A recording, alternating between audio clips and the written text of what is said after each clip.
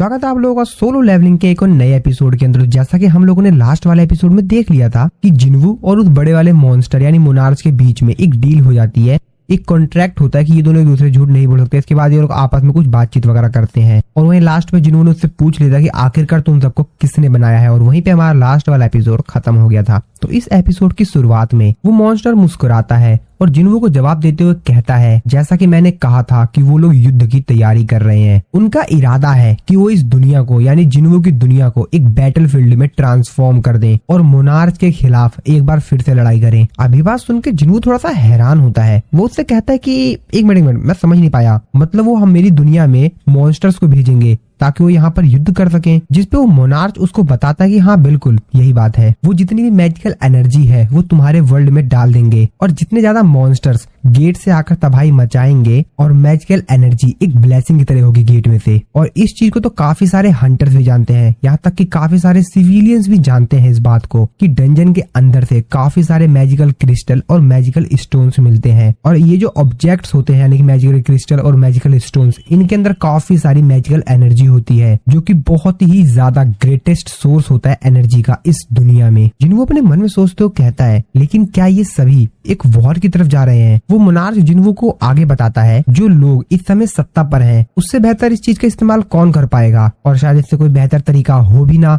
और इसीलिए रूलर्स ने डिसाइड किया कि उनके जो कैदी हैं वो उनका इस्तेमाल करेंगे। और मैजिकल एनर्जी की जो डेंसिटी है वो दिन प्रतिदिन बढ़ती जा रही है और एक तरह से ये एक फ्रूट कल्टीवेट हो रहा है मॉन्स्टर के ब्लड से। मैजिकल एनर्जी ही इस दुनिया को बहुत ज्यादा पावरफुल बनाती है और उन लोगों का प्लान है कि वो एक ऐसी शक्तिशाली दुनिया बनाए जो कि युद्ध के प्रभावों को झेल सके। इस पे जिन्वू से पूछता है कि वैसे वॉर का मतलब क्या था, तुम वॉर से क्या बताना चाहते थे? मोनार्च उसको बताता है कि वॉर का मतलब है एक दूसरा बैटल मोनार्च और रूलर्स के बीच में, और बहुत ही जल्द जिस दुनिया में तुम जी रहे हो वो दुनिया नर्क बनने वाली है। अब ये बात सुन के तो जिन्वू भी काफी ज्यादा शॉक में होता है। मोनार्च उससे आगे कहता है कि बिल्कुल भी समय नहीं बचा हुआ है, और अगर एक बार उन लोगों को ये बात पता चल गई कि तुम्हारे और मेरे बीच एक कॉन्ट्रैक्ट बना है तो जरूर मोनार्च और रूलर इस चीज में रुकावट देंगे। और ऐसा भी पॉसिबल हो सकता है कि रूलर्स के जो एनवॉइज हैं वो लोग ऑलरेडी वहां से निकल चुके हो हमको रोकने के लिए, कुछ भी हो सकता है। जिसके बाद जिन्वू उस मोनार्च से पूछता है कि तुमने भी कुछ समय पहले ही बताया था कि वो लोग मेरे को टारगेट कर रहे थे, लेकिन क्यों वो लोग मुझे क्यों टारगेट कर रहे थे? अभी बात सुन के वो मोनार्च थोड़ा सा हैरान होता है। वो जिन्वू से कहता है, क्या सच में तुमको नहीं पता? असल में जो पावर तुम्हारे अंदर है, जो पावर तुम अंदर अपने अंदर प्रोसेस करते हो, एक्चुअली वो तुम्हारी पावर है ही नहीं। और अगर ये पावर्स तुम्हारे पास है, ये इस बात का सबूत है कि ओरिजिनल ऑनर ने मोनार्च के साथ विश्वासघात किया है, और इस हिसाब से तुम मोनार्च और रूलर्स दोनों के ही एनिमी बन चुके हो। लेकिन फिर भी मैं कसम खाता हूँ कि मैं तुम्हारी तरफ से लड़ूंगा, सो प्लीज मेरी हेल्प करो और मेरे को इन जंजीरों से आजाद करवाओ। जिन्वू भी उसकी बात बड़े ध्यान से सुन रहा होता है, लेकिन तभी उसको जिन्वू की थोड़ी सी शकल अलग सी दिखाई देती है, उसको कुछ अजीब सा दिखाई देता है। जिन्वू उससे कहता है कि अगर तुम मेरी साइड से ही लड़ने वाले हो तो इससे बेहतर तो यही रहेगा कि मैं तुमको अपने शैडो सोल्जर में कन्वर्ट कर लूं। और उसको जिन्वू का फेस कुछ अलग सा दिखाई देता है। इस चीज को देखकर वो तो काफी ज्यादा हैरान होता है, वो शॉक में होता है एकदम से। लेकिन तभी जैसे उसका ध्यान दोबारा जिन्वू की तरफ जाता है अच्छे से, तो वो देखता है कि जिन्वू तो नॉर्मल ही है। अब वो इस चीज को देखकर काफी ज्यादा हैरान होता है। वो अपने मन में सोच रहा होता है कि एक मिनट अभी हुआ क्या था, अभी बस कुछ मोमेंट्स पहले ही हुआ क्या था यहाँ पर। वो मोनार्च जिन्वू से कहता है, तो क्या तुमने मोनार्च और रूलर दोनों की जो स्पिरिचुअल बॉडीज हैं उनको पोसेस कर रखा है? स्पिरिचुअल बॉडी जो होती है वो डिस्ट्रॉय हो जाती है जब उनको खत्म कर दिया जाता है तो, और इसीलिए उनको शैडो में कन्वर्ट नहीं किया जा सकता, और इसीलिए मैं तुम्हारा सोल्जर नहीं बन सकता। क्या ये तुम्हारे लिए काफी होगा कि तुम मेरी हेल्प कर सको? तो प्लीज मेरी हेल्प करो और मेरे को इन जंजीरों से आजाद करवाओ। जिन्वू जो कि अपने मन में सोच रहा होता है कि मैं समझ गया, लेकिन एक मिनट यार, ये मेरे दिल में कुछ अजीब सा क्यों हो रहा है? यहाँ पे कुछ तो अजीब है।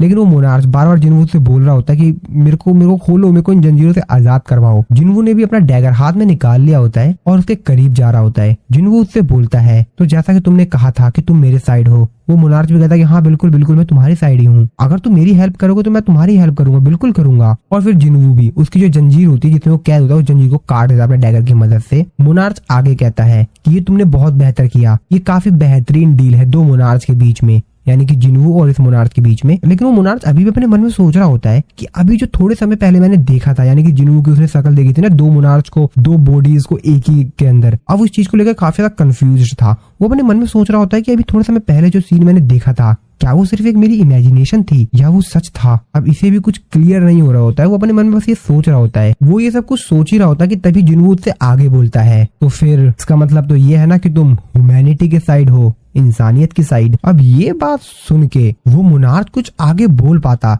लेकिन जैसा कि जिन्वू और इस मोनार्च के बीच में एक कॉन्ट्रैक्ट हुआ है कि एक दूसरे झूठ नहीं बोल पाएंगे, और जब कभी भी झूठ बोलेंगे तो जो झूठ वाला जो शब्द होगा वो बोल ही नहीं पाएंगे, तो वो मोनार्च वो शब्द बोल ही नहीं पा रहा होता है। अब जिन्वू समझ जाता है कि ये झूठ बोल रहा है, क्योंकि कॉन्ट्रैक्ट के हिसाब से ये झूठ नहीं बोल सकता, और वो मोनार्च भी समझ जाता है कि अब जिन्वू ने उसके ऊपर शक करना शुरू कर दिया है। जिसपे जिन्वू उससे बोलता है कि तुम आंसर क्यों नहीं दे रहे हो, बताओ क्या तुम इंसानियत की साइड हो, तुम जवाब क्यों नहीं दे रहे हो? ऐसा शायद प्लेज ऑफ ऑनेस्टी की वजह से है ना। और ये चीज सुनकर अब वो मोनार्च भी समझ जाता है कि जिन्वू को उसके ऊपर पूरी तरीके से शक हो गया है, और वो मोनार्च भी जिन्वू की तरफ घूरता हुआ देख रहा होता है, और तभी उसकी गर्दन के पीछे एक डायमंड सा दिखाई देता, कुछ पिंक कलर का। जिन्वू उसके चीज को देखते हुए कहता है कि तुम्हारी गर्दन के पीछे वो जो माना क्रिस्टल लगा हुआ है ना, वो जब तक वहां पर लगा रहेगा तुमको इस रूलर की वॉइस सुनाई देती रहेगी, जो की है सभी इंसानों को मार दो, जैसा कि अदर मॉन्स्टर्स को सुनाई देता है। अभी बात सुनकर वो मोनार्च समझ जाता है कि अब जिन्वू उसके ऊपर शक कर चुका है और अब उसके पास कोई भी ऑप्शन नहीं है, और इसीलिए वो गुस्से में जिन्वू के ऊपर अटैक करता है। लेकिन जिन्वू उसके उस अटैक से बचते हुए उससे कहता है तुम तो अपनी डील ही भूल गए, जिसपे वो मोनार्च जिन्वू से कहता है कि तुम्हें जिंदा रखना बहुत ज्यादा खतरनाक हो सकता है। लेकिन वो मोनार्च कुछ आगे कर पाता, जिन्वू उसके शरीर में अपना डैगर डाल देता है, जिसकी वजह से उस मोनार्च की हालत खराब होने लगती है। जिन्वू उस मोनार्च से कहता है शायद तुम प्रॉब्लम बन सकते हो, जिसपे वो मोनार्च जिन्वू से कहता है कि नहीं, तुम गलत हो, प्रॉब्लम मैं नहीं, प्रॉब्लम तुम हो। वो मोनार्च आगे कुछ कर पाता, जिन्वू उस मोनार्च को बुरी तरीके से घायल कर देता है। वो मोनार्च भी काफी ज्यादा घायल हो चुका होता है। हालांकि वो कोशिश करता है जिन्वू के ऊपर दोबारा से अटैक करने की, लेकिन कहाँ वो जिन्वू से लड़ पाएगा। जिन्वू फिर से उसके ऊपर अटैक करता है और उसको बहुत ज्यादा घायल कर देता है, और अपने अंत समय पर वो मोनार्च जिन्वू से कहता है कि जो लड़ाई होगी तुम्हारी दुनिया के प्रेसिडेंट और उन कैप्चर्ड मॉन्स्टर्स के बीच में, वो बहुत ही ज्यादा खतरनाक होने वाली है। दिलचस्प होगी वो लड़ाई, और तुम्हारी दुनिया नर्क बन जाएगी। मैं आशा करता हूँ हर वो चीज जिसको तुम प्रोटेक्ट कर रहे हो वो जलकर राख बन जाएगी और इस युद्ध में कहीं दफन हो जाएगी। जिसपे जिन्वू से कहता है कि ऐसा कुछ भी नहीं होगा, और अपना डैगर फेंक कर उस मोनार्च को मार देता है। जिन्वू का सिस्टम उसको नोटिफाई करके बताता है कि डंजन मास्टर को आपने हरा दिया है, यानी कि मोनार्च ऑफ बिगिनिंग रह गया, जो कि 9 मोनार्च में से एक मोनार्च है। इसके बाद जिन्वू का सिस्टम उसके एक्सपीरियंस को कैलकुलेट कर रहा होता है, और अब ऐसा इसलिए होता है क्योंकि जो उसको एक्सपीरियंस मिला हुआ होता है वो बहुत ज्यादा होता है, और इस चीज को जोड़ने में, ऐड करने में थोड़ा सा समय लगेगा जिन्वू के सिस्टम को, क्योंकि उसने यार एक मोनार्च को मारा है, और उसकी पावर जो एक्सपीरियंस होगी, लेवल अप होगा, वो तो भाई नेक्स्ट लेवल का होने वाला है। जिन्वू अपने आप से कहता है कि ये बहुत ज्यादा शर्म की बात है कि मैं इसके शैडो सोल्जर को ऑब्टेन नहीं कर पाया, लेकिन कोई नहीं, मेरे को प्राइस तो मिल गया। और फिर जिन्वू का सिस्टम उसको नोटिफाई करके बताता है कि आपका लेवल अप हुआ, और जिन्वू का काफी तेजी से बहुत ज्यादा लेवल अप होता है, और उस मोनार्च की जितने भी वहाँ पर बॉडीज के टुकड़े होते हैं वो सभी के सभी वहाँ से डिसअपीयर होने लग जाते हैं। जिन्वू को जो लेवल होता है वो भी अब 122 हो चुका होता है। इसके बाद हम लोग एक दूसरी जगह का सीन देखते हैं, तो एक्चुअल में ये जो जगह होती है वो क्रिस्टोफर रेड की होती है, जो कि एक नेशनल अथॉरिटी रैंक हंटर है। इसके बाद हम लोग उसी हंटर को देखते हैं जो कि एक एस रैंक का हंटर होता है, और यहाँ पर जो हेलीकॉप्टर में लोग आए हुए होते हैं उनको देखते हुए कहता है कि मैंने एक्सपेक्ट नहीं किया था कि आज भी मेरे से कोई मिलने के लिए आएगा। तो उससे यहाँ पर मिलने के लिए डिप्टी डायरेक्टर और लेडी सेलर आई हुई थी, जिनको देखते हुए तो काफी लंबा समय हो गया है डिप्टी डायरेक्टर और लेडी सेलर से मिले हुए। जिसपे डिप्टी डायरेक्टर उससे बोलता है हमसे तुमको बहुत ही ज्यादा अर्जेंट बात करनी है, तो यहाँ पर जितने भी लोग हैं इन सभी लोगों को यहाँ से भी बाहर जाने दो। इसके बाद हंटर होता है अपनी मेड से कहता है कि जब तक मैं ना बोलूं इस रूम के कोई भी आसपास नहीं आना चाहिए। उसकी मेड भी कहती है ठीक है मैं समझ गई। इसके बाद हम लोग इन सभी लोगों को देखते हैं जो कि आपस में बात कर रहे होते हैं, जिसपे जो हंटर होता है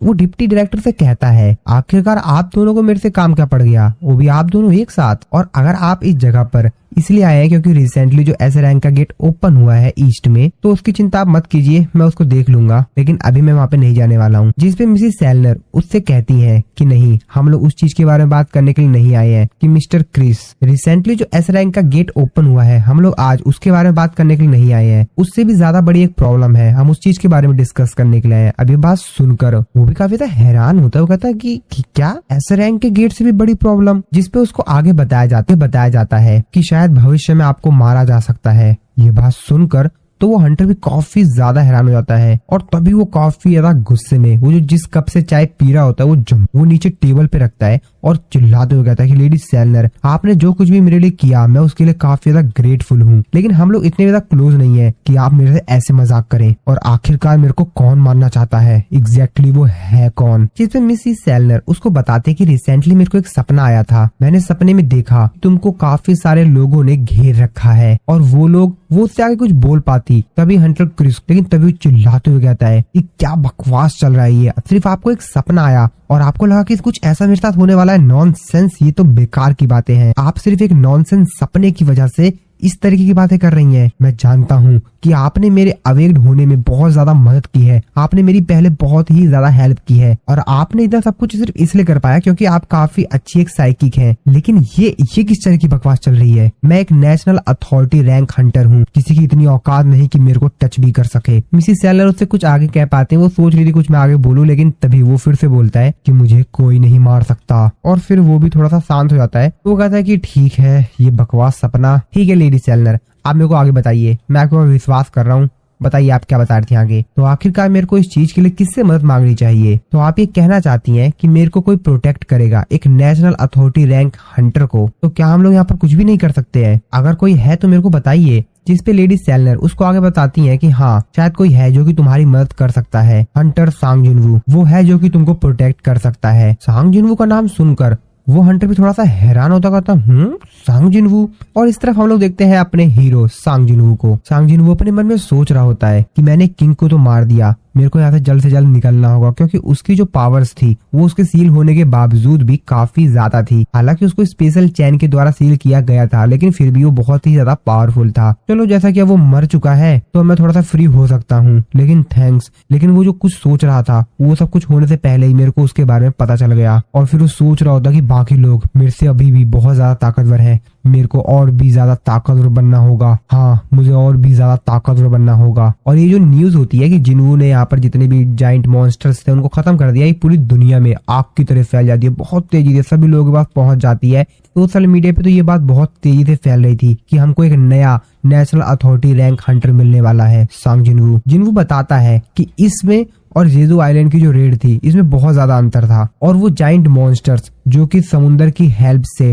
ट्रेवल करके चाइना में जा रहे थे, वहां पर जो चाइना का जो हंटर था लिू जिंगकैंग, उसने उन लोगों को खत्म कर दिया। जापानीज हंटर एसोसिएशन के जो प्रेसिडेंट थे मात्सुमोतो, उन्होंने अपने आप को पुलिस के हवाले कर दिया और उन्होंने जो भी गलतियां की उन सभी की उन्होंने रिस्पॉन्सिबिलिटी ली और माना कि किसी रीजन की वजह से उनसे ये सब कुछ हुआ है, लेकिन वो रीजन क्या था वो अभी भी अननोन है, उन्होंने बताया नहीं। और दूसरी साइड यूएस गवर्नमेंट ने अमेरिकन हंटर्स ने जो एस रैंक के गेट को सक्सेसफुली कंप्लीट करके उसको क्लोज कर दिया था, उसकी खुशी में एक पार्टी रखी हुई थी जहाँ पर काफी सारे हंटर्स और बाकी लोग भी आए हुए थे उस पार्टी को एंजॉय करने के लिए। और तभी इस पार्टी में थॉमस एंड्रे भी आ रहा होता है उन दोनों बाकी हंटर्स के पास जिन्होंने उससे बैट लगाई थी हमारे पिछले वाले एपिसोड्स में। तभी थॉमस एंड्रे उन दोनों के पास आता है और उन दोनों से कहता है कि ओ तो तुम दोनों यहाँ पर हो, वैसे उस बैट का क्या हुआ जो तुम लोगों ने लगाया था? तुमको याद तो है ना उस बैट के बारे में? तुमने शर्त में अपनी नाव लगाई थी और तुमने मेंशन, तुम्हें याद तो है ना, या तुमको दोबारा से याद दिलवाना पड़ेगा? जिसपे वो हंटर कहता है कि क्या हमने कुछ भी बैट पे नहीं लगाया था। जिसमें थॉमस एंड्रे उसकी तरफ जाता है और उसको मुस्कुराते हुए देखते हुए कहता है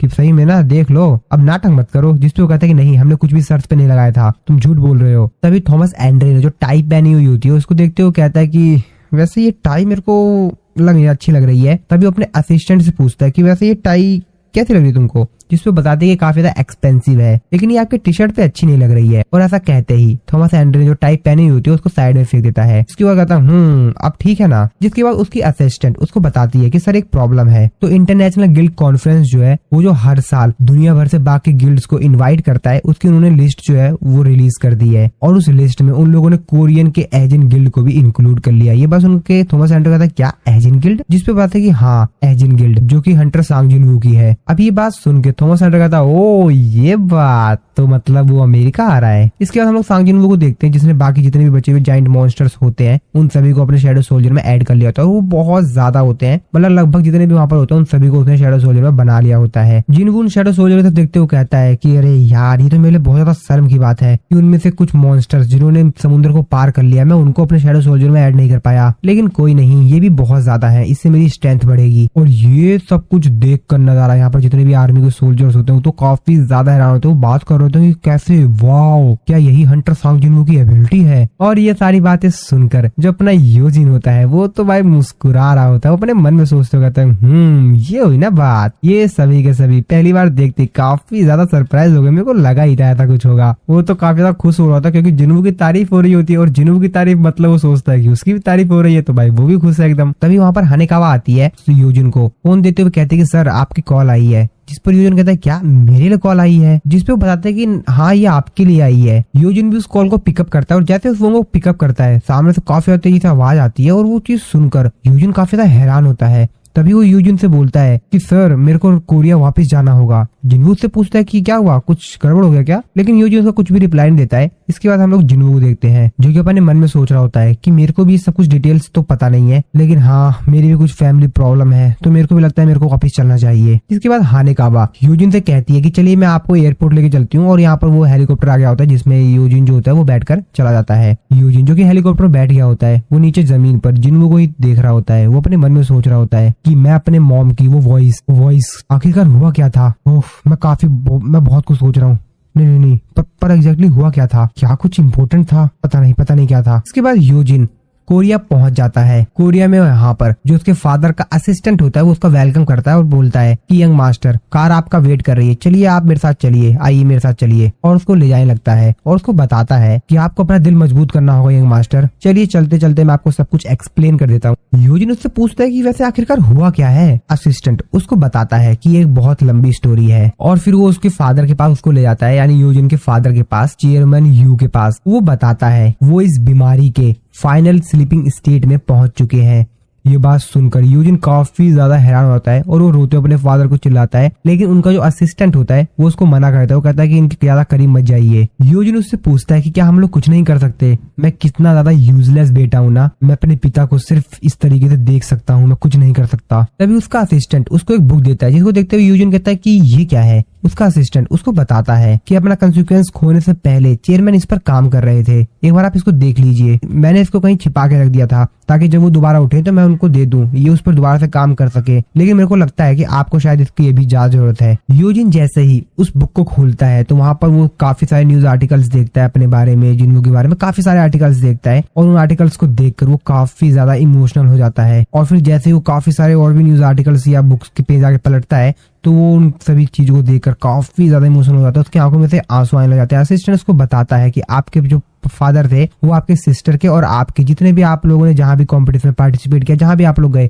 उन्होंने उन सभी को इस बुक के अंदर संभाल के रखा है। यहाँ तक कि जो रिसेंट इवेंट हुआ था उसके बारे में भी। इस चीज को देखकर योजिन पूरी तरीके से रोने लगता है, उसकी आंखों में से आंसू आने लगते हैं, जिसके बाद उसका असिस्टेंट को कहता है कि चलिए अब हम लोग को, मेरे को लगता है घर चलना चाहिए। फिर योजिन कहता है हाँ ठीक है। तभी योजिन को अजीब से लगता है, वो पीछे देखता है बट उसको कुछ तो दिखाई देता है, पर वो समझ तो जाता है कि कुछ तो मैंने देखा था, मेरे को लगा कुछ था वहाँ पर। असिस्टेंट उससे पूछता है कि क्या वो सर, जिस पे योजिन कहता है कि नहीं चलिए चलिए, और फिर वो वहाँ से चला जाता है। इसके बाद हम लोग देखते हैं कि एक्चुअल में वहाँ पर सच में कोई चीज थी, तो असल में यहाँ पर जिन्वू था जो कि अपनी मैजिकल पावर का इस्तेमाल करके यहाँ पर आ गया था।